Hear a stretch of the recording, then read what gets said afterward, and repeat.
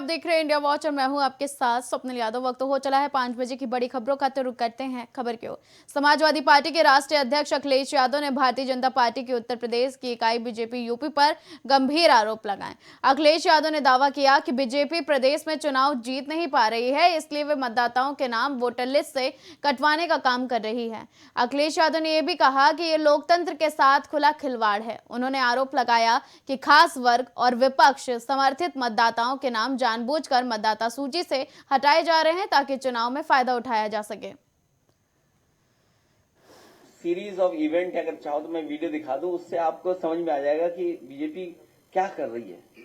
देखिए, बीजेपी का बहुत सिंपल तरीका है, बहुत लक्ष्य क्लियर है कि उत्तर प्रदेश का चुनाव वो जीत नहीं रहे हैं। उत्तर प्रदेश का चुनाव वो जीत नहीं रहे हैं, इसीलिए वो वोट कटवाने के माध्यम से हम सबको उलझाए हुए हैं कि आप बुनियादी सवाल न उठा पाए। महंगाई, बेरोजगारी, किसान का सवाल, लॉ एंड ऑर्डर, अमेरिका से जो डील हुई, फ्री ट्रेड एग्रीमेंट जो हो गए, या दुनिया में आपका रुपया कितना गिरता चला जा रहा है, सोने की कीमत कहां पहुंच रही है, आपके चांदी की कीमत कहां जा रही है, इन्वेस्टमेंट आया नहीं, एमओयू हुए 50 लाख करोड़ के एमओयू। अरे आपने तो खुद देखा होगा, आपके कैमरों ने देखा होगा। बताओ, आपके कैमरों ने क्या उन उद्योगपतियों का वीडियो नहीं रिकॉर्ड किया गया? सबके पास रिकॉर्डिंग है, सबने कहा हम एमओयू साइन कर रहे हैं, हम इन्वेस्टमेंट लाएंगे।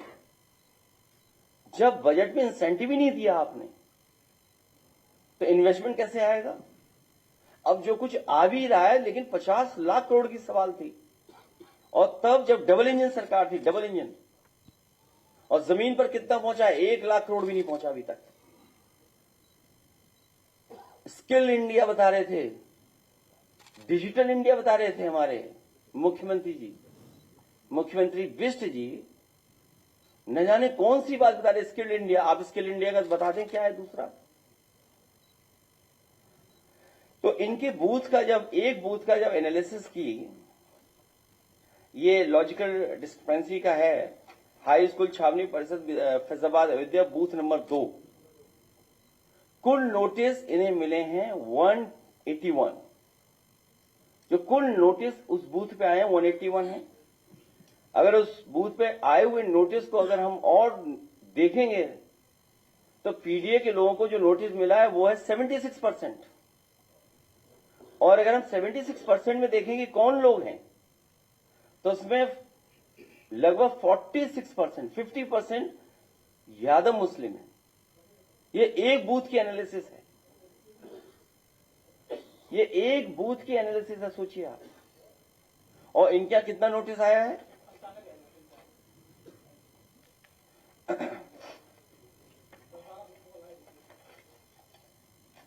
मान लीजिए पूरे यूपी में समाजवादी पार्टी के द्वारा जो फॉर्म 7 भरे गए 47, जो फॉर्म 7 जो भरे गए केवल 47 है। और जो बीजेपी द्वारा फॉर्म भरे गए वो है 1729। और जो अज्ञात व्यक्तियों द्वारा भरे गए फॉर्म वो है 1,28,659। तो आप ये सोचिए कि फॉर्म 7 पॉलिटिकल पार्टीज कितना भर रही हैं, और जो अज्ञात व्यक्ति कौन है? ये अज्ञात व्यक्ति कोई और नहीं है, ये सब अज्ञात व्यक्ति भारतीय जनता पार्टी के हैं, सब भारतीय जनता पार्टी के लिए। क्योंकि जब फॉर्म हम लोग पकड़ने लगे फॉर्म 7 के बीजेपी के नेता हैं, दशरथ पकड़े गए, वो बीजेपी के संगठन के लोग थे।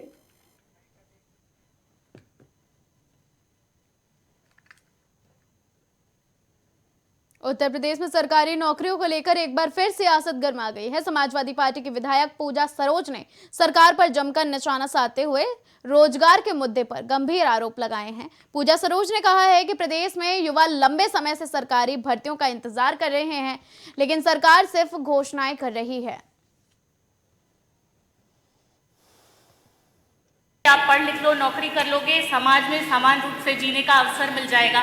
परंतु आज जिस तरह की शिक्षा व्यवस्था है मान्यवर, उस तरह से हमें रोजगार भी नहीं प्राप्त हो पा रहा है, क्योंकि हमारी शिक्षा व्यवस्था रोजगार मुखी नहीं है। इसमें असंगठित क्षेत्रों का वर्चस्व है मान्यवर, और स्वरोजगार जिसमें व्यापारी कहा जाता है कि व्यापार करने के लिए, लेकिन उसमें कुछ ही लोगों का वर्चस्व है, जिसमें बाकी मुझे लगता है पिछड़े दलितों के लिए ना अवसर है, ना उनको बैकअप है, ना उनको संसाधन है, ना प्रोत्साहन दिए जाते हैं। हमारे लिए बचता है सिर्फ मात्र एक और एक सरकारी नौकरी का विकल्प। मान्यवर, सरकारी नौकरी में भी जिस तरह से आज दलितों के, माननीय वित्त मंत्री जी अभी गुस्सा कर रहे थे और इस बात पे कह रहे थे कि आरक्षण की विरोधी नहीं है। मैं एक एग्जाम्पल देना चाहती हूँ मान्यवर।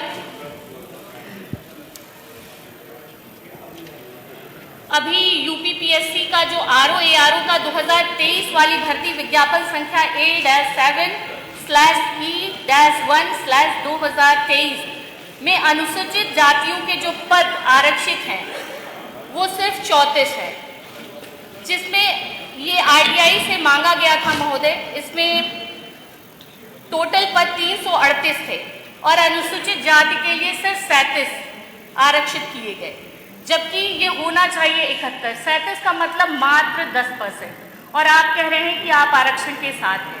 अनुसूचित जाति का 21% का आरक्षण, जो कि होना चाहिए 71 सीटों का अप्रॉक्स, लेकिन आपने दिया है अनुसूचित जाति को सिर्फ 37 सीटें, और आप कह रहे हैं कि आप आरक्षण के साथ हैं।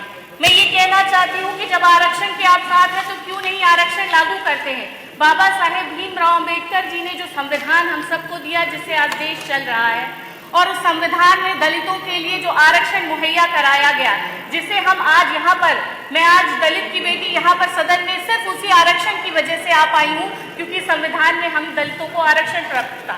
लेकिन आज इस आरक्षण की जिस तरह से हर जगह अवहेलना की जा रही है, हर पदों में अवहेलना की जा रही है, जितनी सरकारी नौकरियां निकल रही हैं, आपके एक तो पद, आप सरकारी नौकरियों को पद भरना नहीं चाहते हैं। अगर आप भर भी दे रहे हैं, भर्तियां निकाल रहे हैं, तो उसके पेपर लीक हो जा रहे हैं, न्यायालय में पेंडिंग पड़ी हुई है।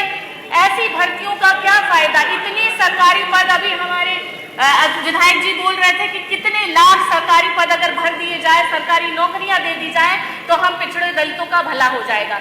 लेकिन ये सरकार चाहती नहीं, इसलिए वो सरकारी नौकरियां देना नहीं चाहती, इसलिए पद नहीं निकालती।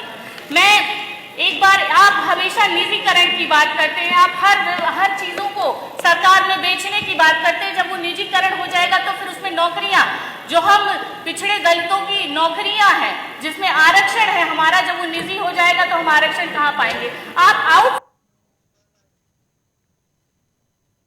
उत्तर प्रदेश में जल जीवन मिशन को लेकर सियासत तेज हो गई है। समाजवादी पार्टी के विधायक कमाल अख्तर ने विधानसभा में सरकार पर जमकर निशाना साधते हुए योजना के क्रियान्वयन पर गंभीर सवाल खड़े किए। कमाल अख्तर ने आरोप लगाया कि जल जीवन मिशन के तहत गांव-गांव नल से जल पहुंचाने के दावे केवल कागजों तक सीमित हैं।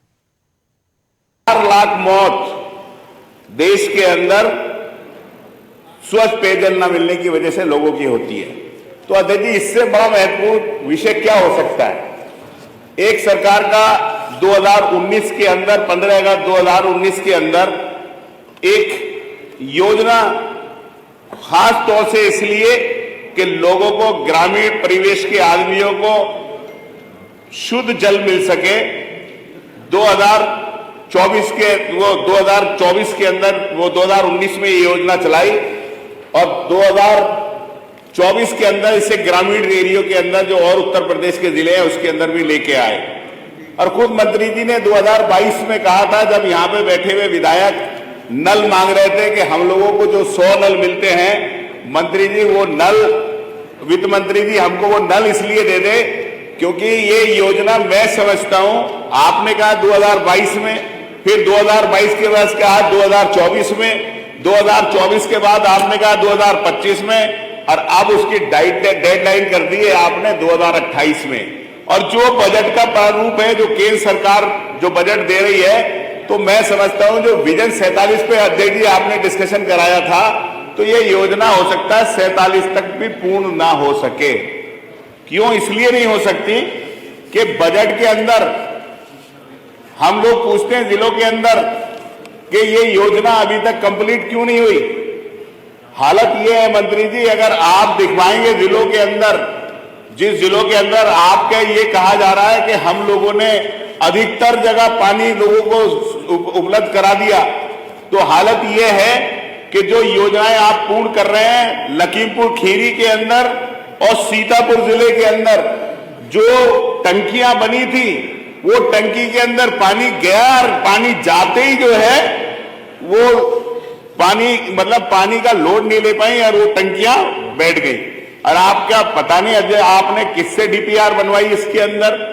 आप देखिए, उन्होंने पहले तो कहा कि हम लोग ओवरहेड टैंक बनाएंगे कंक्रीट का, फिर उन्होंने कहा कि वो जिंक वाले टैंक बनाएंगे, और अब उन्होंने उस योजना को परिवर्तन करके कह दिया कि हम लोग जो है पानी देंगे, ट्यूबवेल से पानी देंगे, वहां ट्यूबवेल बनाएंगे और ट्यूबवेल से पानी देंगे। आप माननीय मंत्री जी, देखिए आप मुझे बताइए, ओवरहेड टैंक होता है, पहले 8 इंची का पाइप लगता है, 8 इंची के बाद जो है फिर 4 इंची का पाइप होता है, फिर गलियों के अंदर 2 इंची के छोटे छोटे पाइप जाते हैं। वो सिर्फ इसलिए जाते हैं कि उनके उत्तर प्रदेश में सरकारी भर्तियों को लेकर एक बार फिर सियासत गर्मा गई है। समाजवादी पार्टी के विधायक संग्राम यादव ने योगी आदित्यनाथ सरकार पर जमकर निशाना साधते हुए युवाओं के रोजगार को लेकर गंभीर सवाल खड़े किए। संग्राम यादव ने आरोप लगाया कि प्रदेश में लाखों लोगों के पद खाली हैं, लेकिन सरकार समय पर भर्तियां नहीं कर पा रही है। ज्वलंत और राष्ट्रीय महत्व की समस्या की ओर आकृष्ट कराना चाहता हूं, जो आज उत्तर प्रदेश के करोड़ों युवाओं के भविष्य, आत्मसम्मान और आजीविका से सीधे जुड़ी हुई है, वह है बेरोजगारी। ये कोई राजनीतिक आरोप नहीं, आंकड़ों की चीख है, ये कोई विपक्षी बयान नहीं, बल्कि युवाओं की करुण पुकार है और दुर्भाग्य है जिसके लिए कभी भी कोई ठोस उत्तर नहीं दिया गया। मानव आज देश का देखा जाए तो सबसे युवा प्रदेश उत्तर प्रदेश है, और यह युवा प्रदेश जहां युवा शक्ति का केंद्र होना चाहिए था, आज वो बेरोजगारी का केंद्र बनकर के उभरा हुआ है। उत्तर प्रदेश को गर्व से देश का सबसे युवा राज्य कहा जाता है। प्रदेश की 60% से अधिक आबादी 35% से कम आयु की है, लेकिन युवा शक्ति आज सबसे अधिक उपेक्षित है। मानवर PLFS के अनुसार उत्तर प्रदेश में कुल बेरोजगारी दर 7 से 8% के बीच बनी हुई है। शहरी क्षेत्र में युवाओं की बेरोजगारी दर 15% से अधिक है। शिक्षित युवाओं में यह दर 20% के आसपास पहुंच चुकी है। यह आंकड़े केवल प्रतिशत नहीं है, ये टूटे सपनों की संख्या है। प्रतियोगी परीक्षाएं आशा से हताशा तक हैं। 2025 में सरकारी और मीडिया रिपोर्ट के अनुसार लगभग 18.568 सक्रिय स्टार्टअप उत्तर प्रदेश में पाए जा रहे हैं। इनमें से लगभग 8.000 स्टार्टअप महिलाओं द्वारा नेतृत्व किया जा रहा है। यह डेटा बताता है कि स्टार्टअप्स उत्तर प्रदेश के सभी 75 जिलों में फैल चुके हैं और यह राज्य अब भारत के प्रमुख स्टार्टअप इकोसिस्टम में गिना जाता है। मानवर आज उत्तर प्रदेश के अंदर बेरोजगारी और बेरोजगारी के कारण जो युवाओं में कुंठा है, निराशा और हताशा है, वो मानव सर्वविदित है। आज अगर देखा जाए तो उत्तर प्रदेश का लोक सेवा आयोग, उत्तर प्रदेश का शिक्षा सेवा आयोग, माननीय संसदीय कार्य मंत्री जी अभी आप कह रहे थे कि इसकी ग्राह्यता मानव भर्ती विज्ञापन संख्या 51 वर्ष 2022, अभी हाल ही में असिस्टेंट प्रोफेसर की भर्ती परीक्षा में भारी गड़बड़ी के कारण रद्द करना पड़ा, जिसकी परीक्षा 2025 में हो पाई थी। इस भर्ती की परीक्षा कई बार टलने के बाद हुई थी, 3 वर्ष बाद हो पाई थी। इस भर्ती में हर विषय में सीरियल नंबर वाले अभ्यर्थी परीक्षा उत्तीर्ण किए थे, जिसके कारण परीक्षा रद्द करनी पड़ी थी। वो अभ्यर्थियों के भारी विरोध के कारण, जिसकी सीरियल मानो अगर देखा जाए तो उसकी पूरी की पूरी सीरियल जिसके कारण परीक्षा रद्द की गई थी, वो पूरी सीरियल मेरे पास मानवर उपलब्ध है। दूसरा मानवर, ये सरकार बार बार कहती है कि हम परीक्षा की शुचिता को बनाए रखे हुए हैं, लेकिन मानवर अभी हाल ही में जो आपने सबसे ज्यादा आज जो प्राविधिक कला के छात्र हैं, मानवर पुराना नियम उत्तर प्रदेश माध्यमिक शिक्षा सेवा चयन बोर्ड के इंटरमीडिएट एजुकेशन एक्ट 1921 के अनुसार अगर किसी छात्र ने केवल 12वीं इंटर प्राविधिक कला से की है तो वह TGT कला शिक्षक बनने के लिए उत्तर प्रदेश विधानसभा चुनाव में उस वक्त माहौल गर्मा गया सदन के अंदर जब समाजवादी पार्टी की विधायक रागिनी सोनकर और योगी सरकार की एक महिला मंत्री के बीच तीखी बहस हो गई। मुद्दा महिला कल्याण और सामाजिक युवाओं के क्रियान्वयन को लेकर था, जिस पर दोनों पक्ष आमने सामने आ गए। अब सपा विधायक रागिनी सोनकर ने सरकार पर आरोप लगाते हुए कहा कि महिलाओं के नाम पर चलाई जा रही योजनाएं जमीनी स्तर पर प्रभावी नहीं है। ये था आंगनबाड़ी का नहीं पूछा है तो मैं उसका संभवतः जवाब नहीं दे पाऊंगी, लेकिन नहीं, उससे जुड़ा हुआ है ना, इससे संबंधित जो है मैं रागिनी जी वो जवाब कोई बात नहीं, जो पूछे जो आपके पास है वो आप बता दो हम प्लीज। वर्ष में न्यूनतम 21 ग्राम प्रोटीन की बात सरकार करता है। ये 7 रुपए 8 रुपए के मानक पे आप कैसे 600 किलो कैलोरी और साथ में आप 20 ग्राम प्रोटीन कैसे पहुंचा रही है इस महंगाई के समय, जहां 66 रुपए का 1 लीटर दूध आ रहा है, जहां आज 80 रुपए का 1 किलो चना आ रहा है, जहां 100 रुपए का 1 किलो आपका सोयाबीन आ रहा है।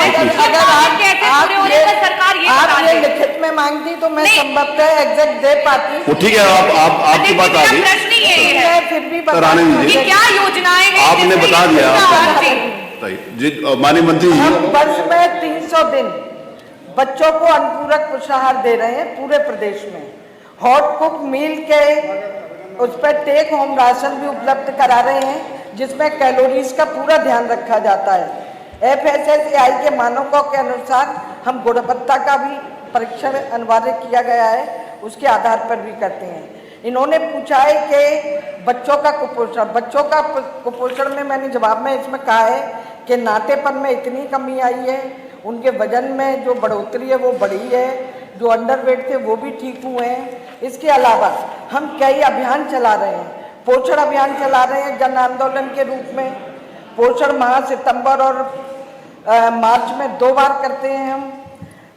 गोद भराई न्यूट्रिशन के लिए आप क्या अनेक योजनाएं, अध्यक्ष जी अनेक योजनाएं जो उनके पास हमारी जानकारी चल है वही रही हैं। देंगे ना, जो मंत्री जी बोलेंगे। अध्यक्ष जी अनेक योजनाएं बैठिए, हमारी प्लीज, चल प्लीज रही बैठिए। हैं।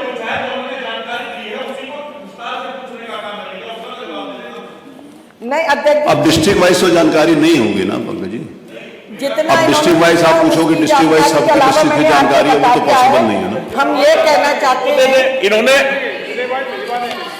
आप थ्योरी के जिले ऊपर वाइज जवाब दे मांग दिया। रहे हैं, आप जिले वाइज मांग रहे हैं, वो भी हम भेज देंगे। वो दे देंगे। ठीक है, हम कह तो रहे हैं जो आप जानकारी आपने अलग से मांगी है प्रश्न की अलग, उसकी हम आपको लिखित में भेज देंगे।